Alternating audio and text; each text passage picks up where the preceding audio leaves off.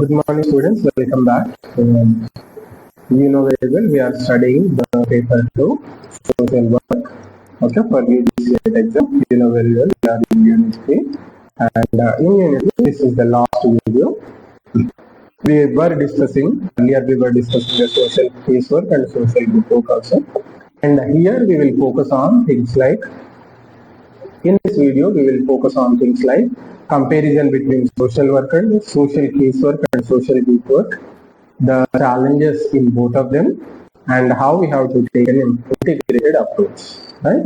These are the aspects that we are going to study in this video. Right? So briefly, the things that we are going to see are casework versus group work, a comparative analysis or framework. Then political challenges in application of both methods. Practical challenges that are there in application of both methods. After that, ethical considerations in practice. What are the ethical considerations? What are the things that we have to give importance? After that, situational integration of casework and group work. After that, we will see when to choose which method, right? Situational decision making. This is also we are going to see. And finally, once again, we are going to remind also the contemporary or complementary nature of the two methods. Right. First, we are going to see casework versus group work, a comparative framework, a comparison of both. Right. So, from the point of view of nature of relationship, you see, casework is a dyadic, a one-to-one professional relationship between the client and caseworker, whereas the group work is a multilateral one. Okay, it is a multilateral one which involves a network of relationships among the members mediated by the worker. Right, the caseworker is a dyadic one and the group work is a multilateral one. This is the nature. Focus of intervention accuracy. Casework is individual centered. Casework is individual centered. It addresses personal, emotional, and social problems of the individual. Right? Whereas group work is group centered with individual benefit. You see, it uses collective interaction of the group for the personal development of the individual members within the group. Right? Then the next one is goal orientation. From the point of view of goal orientation, casework is it aims at behavioral adjustment and social problem solving or coping enhancement in the individual, right? Whereas the group work focuses on or it aims at social learning, leadership development, and group processing. This is the goal orientation of the two aspects, casework and group work. Right. Worker role. When it comes to worker role, what is the role of the caseworker? Acts as leader, mediator, and counselor for the individual or for the client. Whereas a group worker, he functions as a facilitator, animator, and a process observer for the group. Right. Methods and techniques employed by both things. Casework, we employ tools and techniques like interviewing, life history, psychosocial diagnosis, etc. Whereas in group work, we will use tools and techniques like group discussion, role play, group activities, program planning, etc. These are the methods and techniques employed by both the aspects.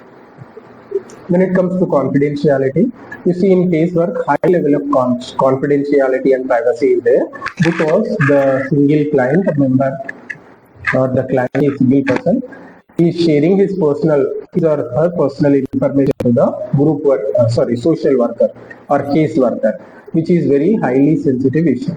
So here lot of high level privacy and confidentiality is maintained in casework. Whereas when it comes to group work, it is a shared confidentiality because personal things are shared already among the group members.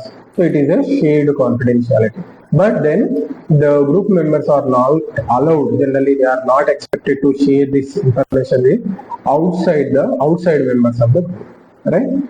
Right. So the members are expected to maintain distinction whenever they are sharing the personal information of other group members with the outsiders. Duration.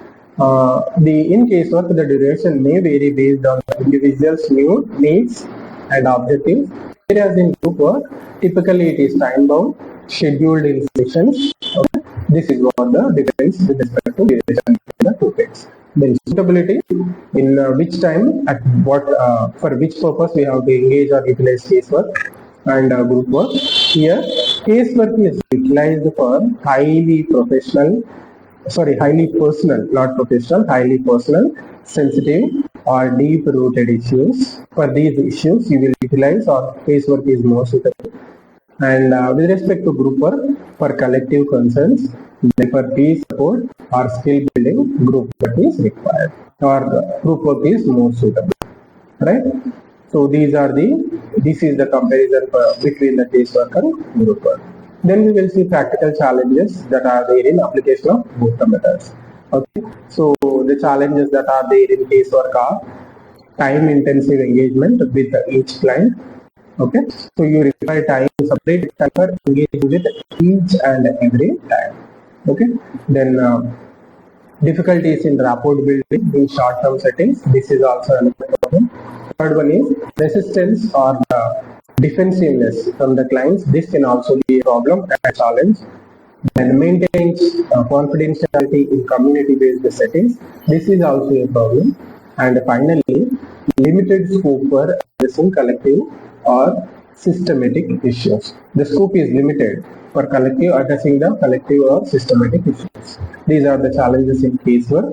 Whereas the challenges in group work are, if we see the challenges in group work challenges can be unpredictable and complex, right?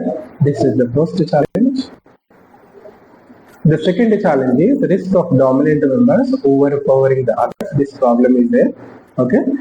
And the next problem is maintaining group discipline and direction. This is also a big problem for the social worker. The next problem is difficulty in individual attention and within the group setting. This is also very, very important challenge. Means when we are working with a group, we cannot completely or 100% focus on each and every member or the individual. That is the problem.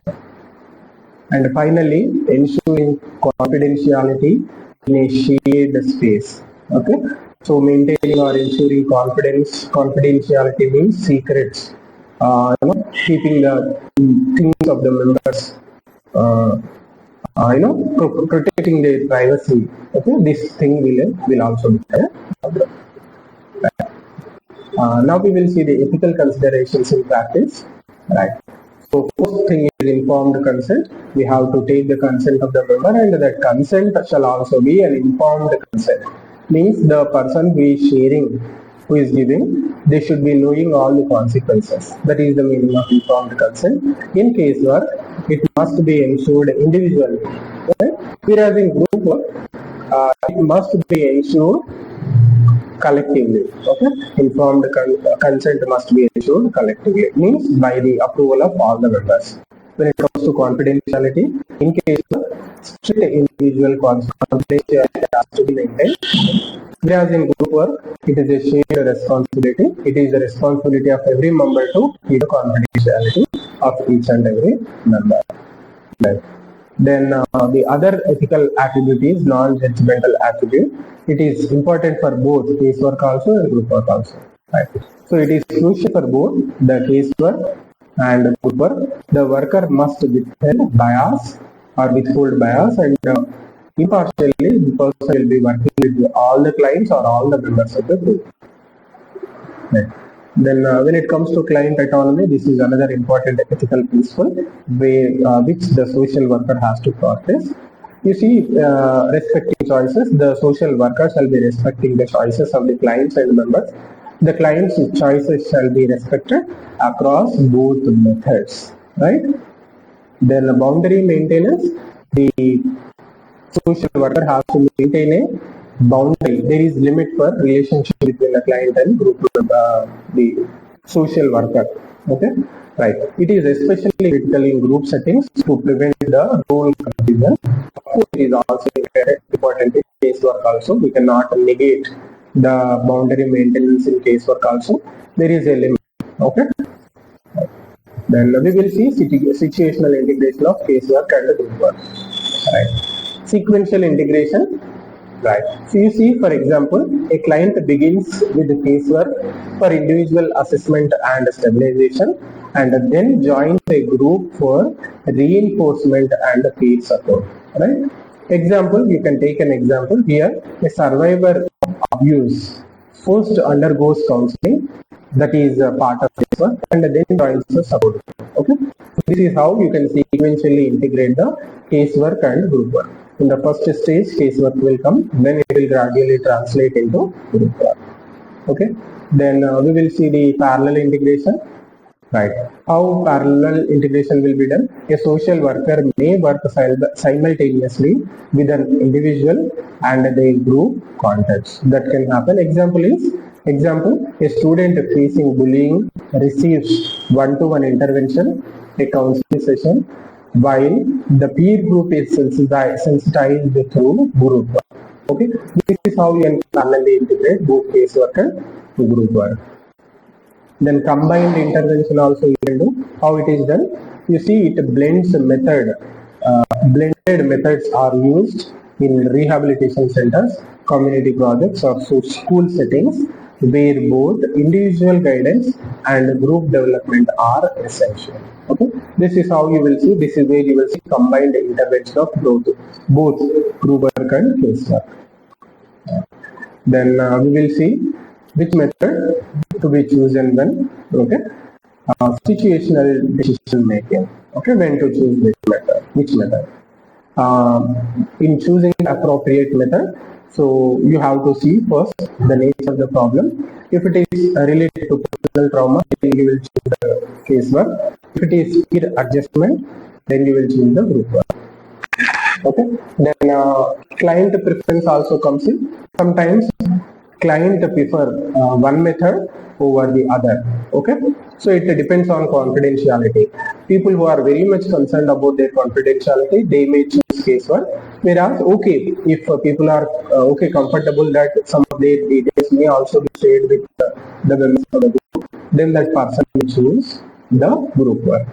Then based on resources and setting, the choice will be there. You see, group work may be more feasible in resource limited scenarios. When resources are limited, then group work is more suitable than the case work. Then stage of intervention, based on that also choice can be made. At accused phase, group work will not work. There you have to choose the case work. Where when you are there in recovery and growth phase, you can choose the group work. And the point of cultural context, group conformity and collectivism may suit group work in certain communities. Certain cultures and scenarios may not encourage casework because where you are meeting the client individually, some cultures may not give assent to that aspect. So in this group conformity and collectivism, they will be given or they will be more suitable. Right. Then complementary approaches. From this point of view, casework and group work are not mutually exclusive. Just now we have seen in certain scenarios they will be put in together. Okay, they will be taken up together, right? But complementary approaches in the social work profession. Okay, casework and group work are not mutually exclusive, but they are complementary approaches. Okay, they support each other. Okay, so this also plays an important role while when you are choosing this one, right? Then depth and breadth of the problem or issue based on that. You see, when you tandem both social work and casework, both group work and casework, they ensure depth. Okay, means individual focus, and they ensure breadth also, means collective impact will also be fair. Then finally, professional competency. You see, a professional social worker must develop competency in both method and judgment to integrate them effectively based on the context, client profile, and intervention goals. Right? So these are the things that we have to discuss. Okay, choosing the appropriate method. You see, this part is also very, very important. We had a comparative comparison between the casework and social work. Then we have seen how they can be used parallelly or together, and which one to choose at based on the situation or condition. And we have also seen they are not mutually exclusive. They are complementary in nature. They can be engaged one after the other, or together also they can be taken up. They can be utilized for solving the problems of the people or the members or the clients, and finally contributing for the growth. Okay. So with this lecture, we will be closing the unit 3, very, very important, social working.